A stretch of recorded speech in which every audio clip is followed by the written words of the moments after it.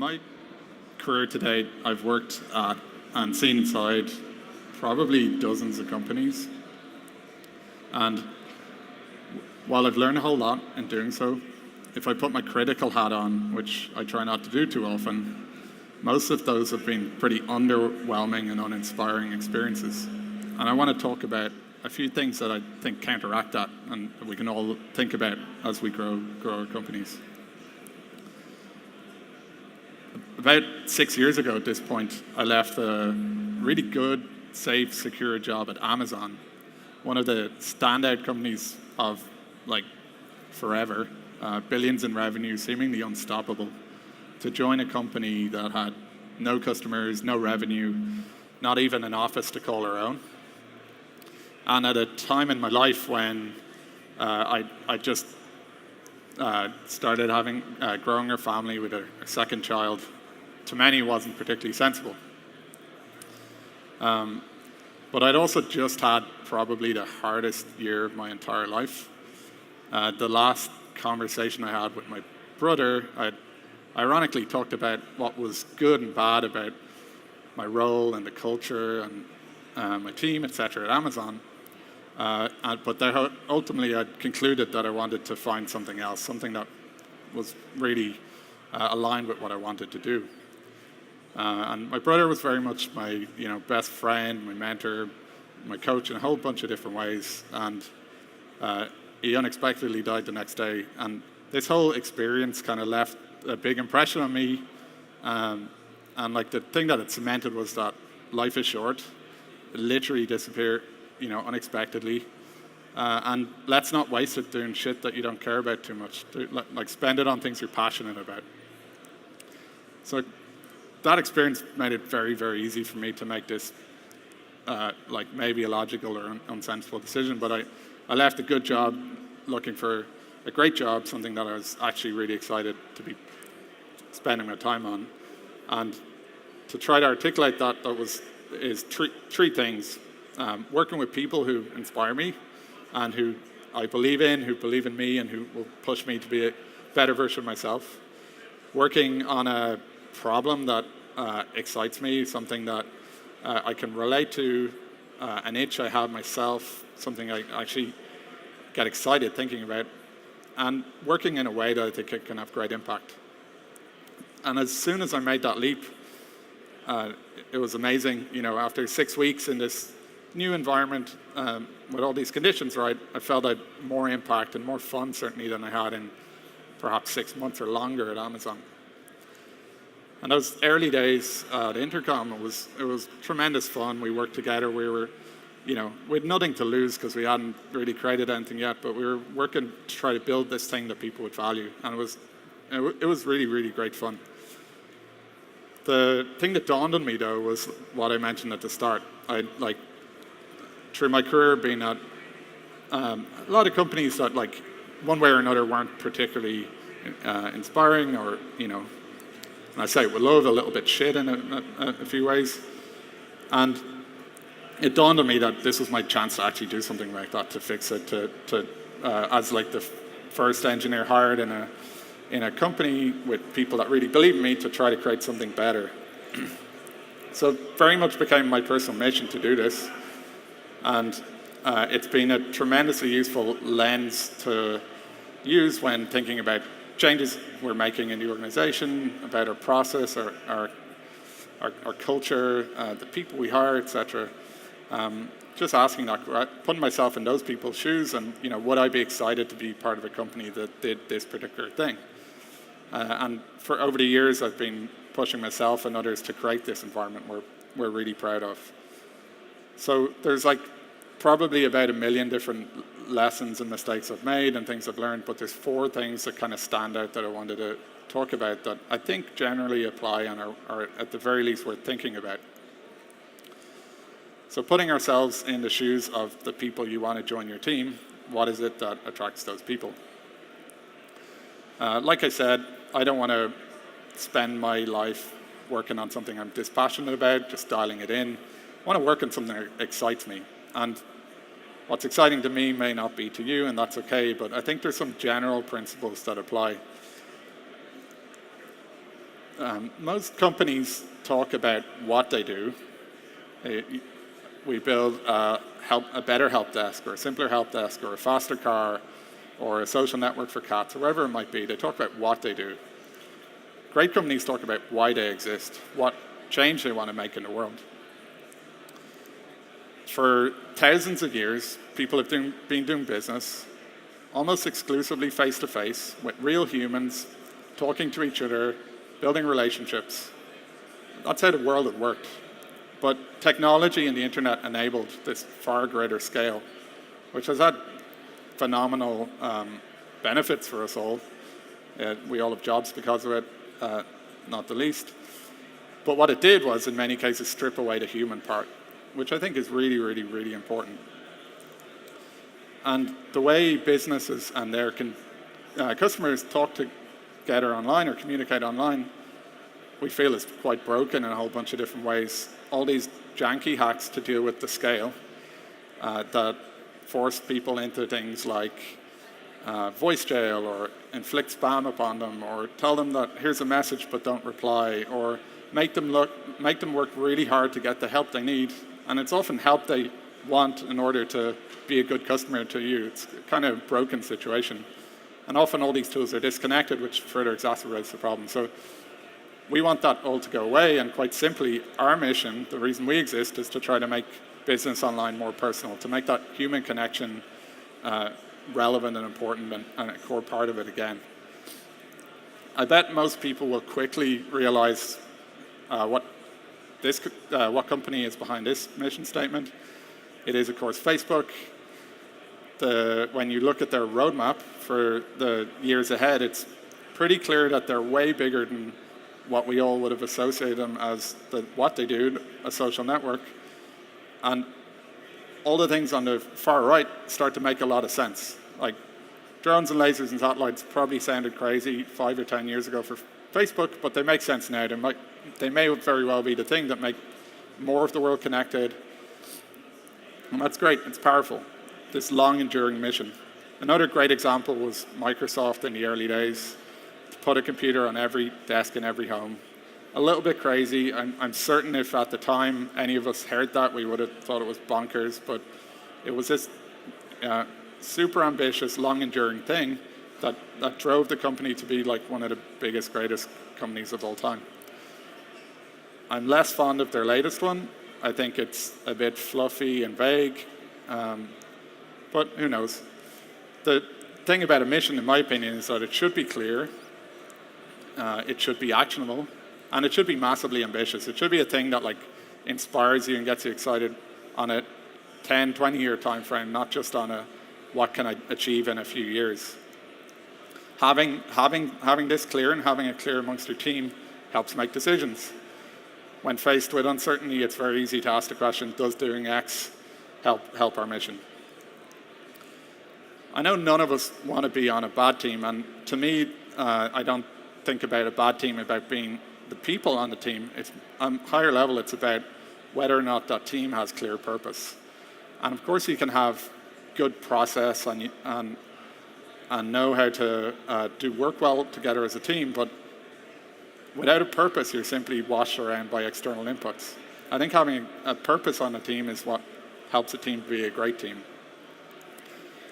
And what we should strive for is a level above that. It's a palpable thing, being on a mission together. It's where everyone's actually excited and actually fighting for this thing to succeed.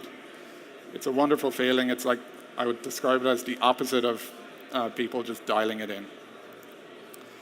So, mission's important, it'll guide you, it's your North Star. And part of our job as leaders is to inspire or excite people around our mission. But remember that, of course, it's, like I said at the start, not everyone will be excited about it, and that's okay. But also use that to your advantage. Realize that they won't be the people that you should hire, despite how great they are, because they simply won't be passionate about what they're doing. So again, having this mission not only guides you, but also helps you grow the right team. So that's my first bit of advice. Focus on the why you exist, not the what. it's almost cliche to say that, it's a cliche that we all say, hire great engineers and get out of their way. Engineers want nothing more than to have impact, and anything that gets in the way of that, adding friction, we should try to eliminate. It's kind of sobering to think about all these different things, and I think this is just a subset of the things that get harder or slower or bigger as your company grows. All of these things contribute friction, making it harder to have impact, and ultimately making it less fun to work as an engineer in an environment like this. So very early on, we accepted this kind of grim notion that everything gets worse over time, and we tried to fight it. And in particular, we focused on a single thing in particular, which was our ability to ship our product. And we turned what is all too often this like exciting and risky thing into something that should be and it now is a completely boring thing. A thing you almost don't even think about it. So trivialized. And we went from, in our industry 20 years ago, this was something that happened maybe once a year, once every 6 months, to something that happens hundreds of times a day. At the time, there was just 5 plus the person behind the camera in the company, and we were fighting for survival, basically. We were trying to build something that people would actually pay for, so that we weren't all searching for jobs 9 months down the line. And building something new from nothing is incredibly hard. You can have a very good idea of what you want to do, but there's so much learning and discovery that you have to do. And the way with software you learn and discover, the right thing to do, in my opinion, is to build the thing you think you want, see how it works, get feedback, learn and adapt. And in the early days, just how critical it was that we found something that people would value. It was critical we could move very, very fast. And we were doing so. And for people more technical here, at the time we used Heroku. It was the kind of de facto thing you would do if you didn't want to run your own servers, enabling you to deploy your product with a single command. And that sounds like, the problem is more or less solved. It's a single command. But even with 4 engineers, the fact that it was a thing you had to manually do and remember to do meant that with 4 people alone, it led us to a whole bunch of coordination and overhead to do this thing, which meant we did it less frequently, which meant when we did it was riskier, which meant we had shorter feedback loops. All these things compounded. So we kind of said one day, we can do better, let's do better. So we built a system to automate all of that. So whenever we, as engineers, were happy with a change, it automatically went to production within minutes. And from this, we realized how important shipping was, and we coined this phrase, shipping is a company's heartbeat. And it went, at the time, we didn't really fully anticipate it, but we realized how much further it went beyond removing friction for engineers. It actually changed how we worked as a company, and it's today still like a core part of our culture. And there's like a whole bunch of different ways that that is so, and it's our heartbeat because it literally breathes life and energy into the company. It gives us validation. It's how we build momentum. Just a couple of the specific things that it does that are helpful. One, when a new engineer joins Intercom, it's within their first 8 hours of joining, they now realize how can they have impact within the product? How can they make a change that actually goes to customers? And they experience that on day 1. And it's very empowering to know then when they come in on day 2 and week 2 and et cetera, that there's very little overhead in order for them to have impact other than doing the actual work. But the more perhaps profound one was in the way that we solve problems, and not just as engineers, but more generally. And the way we solve problems I can summarize as this, which is we think about a big outcome, and we take the first small step to get there, Based on that, we learn a bit, we adjust, and we take another step and we repeat. It's this constant learning and discovery mode. Do the simplest thing we could do to learn what the right next thing to do is. And this is all based on the belief or understanding that when you're starting to solve a problem, you know the least about what the right thing to do is. And therefore, you should embrace a process or an approach that enables you to learn that thing as quickly as possible. So from all this, we have another phrase we use a lot, which is that we ship to learn. The act of shipping is this wonderful thing that, it's what we build momentum with. But ultimately, we do it because we want to learn. It's an opportunity for feedback, and that feedback is at every level, from engineers getting great feedback from each other through code review, to all the way up to, did this have an impact on the business? Shipping is this fundamental thing. I've heard Facebook summarize their kind of culture as like move fast and write things, and a colleague of mine summarized ours as move fast and learn things, and I think it applies pretty well.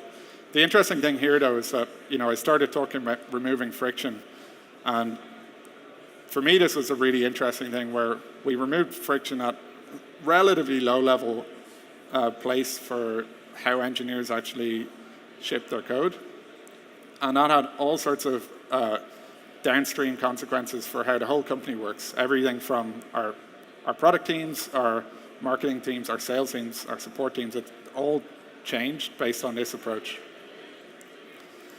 And when you start to look at all the other places that friction come in, for me, I get thinking, what are the consequences if we can dramatically change some of these things?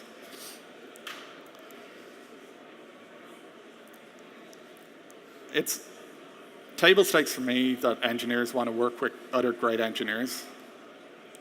And the exciting thing for me is actually working with great people in other disciplines. When I joined Intercom, that was very much true. It's very much true today. We, as a small team of 6, were working on building this product, trying to create something from nothing. And I was working alongside great designers, other great engineers, people with great ideas about business. It was really, really awesome. Engineers say they want nothing more than to have great impact. And I think after you think about removing friction from the role of an engineer, the next place to look, the next source of opportunity is usually around the surrounding disciplines. It's completely unsatisfying as an engineer to build something that is poorly designed or ill-considered. And the way many teams approach these things is that they realize this, they realize design is important, etc., but too often or not, they silo these things. And in having these things separate, you have the ingredients you need, but they're all working adjacently rather than collaboratively. Research is over the wall to design, which is over the wall to engineering. In theory, you have all the right ingredients, but what you miss or what you lose out on is short feedback loops, and also people having the context they need to make good decisions. So we think very much that all these things should work closely together. That's the starting point, all under one team. And I think even with that, it's possible to fall into the trap of still behaving like silos within the team. So what we encourage people to do is to really focus on the overlaps. As an engineer, to deliberately interact and understand, be curious about why design decisions were made, find the opportunities to inform decisions with the context you can bring as an engineer too. Not only is it more effective, in my opinion, for a team to do this, it's also more fun. I get to learn, I think we're all motivated by learning, and you get to learn about the things that are adjacent to the thing you're expert at, which often is quite empowering. So we encourage this a lot, and we think the best teams and best people actually blur it the most. And often when you look at a founding team with like engineers and designers, etc., they're very much overlapping in the types of skills and expertise they bring. So in having a team like this, I think what it enables you is to focus on the outcomes you want together as a team rather than discrete outputs of each discipline. It enables you to focus a line on why rather than those little discrete bits again. And for engineers, it enables you to be part of the conversation about product and obsess about that, not just the technology that you're responsible for. The personal mission I talked about earlier absolutely cannot succeed on my own. And part of this realization that I also alluded to earlier is that all the things get worse over time, or at the very least you can continue to face lots of hard challenges as you go. So realizing you can't do that alone is the first healthy step. Whatever about your ability to do it when you're 5 or 10 people, if you're 200 or 400, you just absolutely can't do it. And faced with the reality that lots of things are constantly broken, the whole world is constantly imperfect, on your team you can end up with two things. You can end up with people who will see and experience things that are broken, get frustrated by them, if you're lucky, tell you about them, but ultimately just end up frustrated about them with like no real positive outcome. Or they can see these things and see them as opportunities to make everything better for them and the people around them. And that latter mindset is what you want to encourage. You want to encourage people to, and empower them to act like leaders in your organization. We regularly run company surveys to try to get a pulse on how people are feeling, what's working well for them, what's not. We use a great tool called CultureAmp. It gives you a whole bunch of aggregate breakdown and compares you against other companies in the industry. And of course, there's always good and bad things. And if we just simply take this data, we can make assumptions about what might be right or might be wrong. But maybe it's an obvious thing, I realized pretty quickly that while I might have a good idea about what might be right and what might be wrong, it was way healthier for me to make sure and confirm my understanding there. And what we did recently was a process where we took a fraction of our engineering team, 15 people together, with entire access to the data to come away after spending a day together of what are the real meaning behind all these numbers? What are the 3 things that are working really well and the 3 things that need a whole bunch of fixing? And give a lot of detail on that. Again, the graphs are pretty, but they don't really tell you the story. So we did this. It was incredibly useful process. If I'm honest, when I first got together with the group of people afterwards and they talked me through it, I felt bruised. It was like a group of people being incredibly critical about the thing that I'd poured a lot of passion into trying to create. But I'd made the mistake that I asked our team not to make, which is I failed to see the good intent in what they were doing. And as soon as I started to talk to the people about it and realized that they were just being incredibly accurate and articulate about the things that were wrong, and sometimes they didn't have all the context, and that's where my discomfort came from. But by and large, they were right. As soon as I realized that they were not only right and had a pulse on it, they wanted to play a part in fixing it. It felt great, and from that we've enabled and encouraged all these people to play that leader role in a situation that I talked about earlier. This whole process kind of also got me thinking about and reminded me how when we were small, when there was like 15, 20, 30 engineers, a lot of this came for free. I saw everyone every day. We ate lunch together. We were all in the same room. I was often working on the same things as they were. We all experienced the same things. So you get a lot for free when you're small. And the process we went through this year kind of like woke me up a little bit to how easy it is to lose that and how much you have to invest more to be connected in what people are feeling and experiencing if you want to create this great environment. And really got me thinking about how to continue to do that so that as we grow, we encourage that behavior that I talked about, and we as leaders, don't lose touch with the people that we're ultimately trying to serve. So, very quickly in closing, if you're a leader and you're trying to grow a great team, I'd encourage you to think about these 4 things. Focus on why you exist, not what you're doing. Align and get people excited around that. Minimize friction so that engineers can put their effort into having impact, not getting frustrated. Get the right people working together collaboratively, not just adjacently.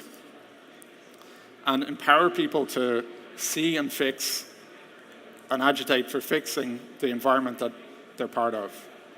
Don't make that just a thing that you do as leaders.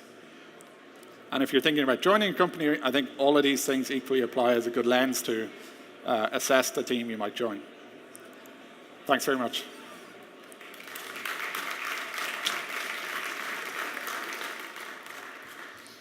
Questions from the audience? One quick one to start. You mentioned about bringing exciting projects for the talented people in your team. Did you ever have to deal with someone that was working on something that maybe was not so aligned with what was the purpose of the organization? And how do you deal with that kind of situations? Let me make sure you understand. So when it's a question, we have a situation where we're working on something that was maybe misaligned with our mission, or when an individual wanted to. A bit of both, right? Like to me, it's like more freedom might mean that it requires extra communication to get everyone aligned. So how do you make sure that you keep everyone aligned with the key goals? I think like it's, we want people and we want teams to have freedom to do what they think is right. And the more you can be aligned and clear on your purpose, and but at a company and a team level, the more likely that the things people will do with that freedom will be the right things. So that's one part. And then I think the second part is that if you want to give people freedom, you have to also make it okay for them to get that wrong sometimes. And part of our whole philosophy is that we will do things in order to validate whether they're right or wrong. So we have to make that safe too, and that's part of it as well. So the more aligned you are, the less likely that things will be wildly off. And the more freedom you give people to be wrong, and learn quickly, the better too. Thank you. Some more question, or yeah. Thank you. What metrics or KPIs are specific to the engineering and product teams, essentially? So, do you measure performance or delivery in a formal way specific to those teams? So there's probably there's different answers depending on specific teams. Like, a team that own a product will have much more customer-oriented metrics around them. Holistically, for the whole team, the high-level things we care about are obviously availability. To a lesser extent, cost. Like, can we sustainably build this thing? Related to what I talked about, our ability to successfully ship changes quickly. That's crucially important and a top-level metric. And then, of course, there's a whole bunch of more lower-level things around performance, around, again, on the product side or the business performance side. But the highest level things, I would say, are availability and our ability to ship. Thank you, Darragh. Pleasure. We move into the next one. Cool. Thanks.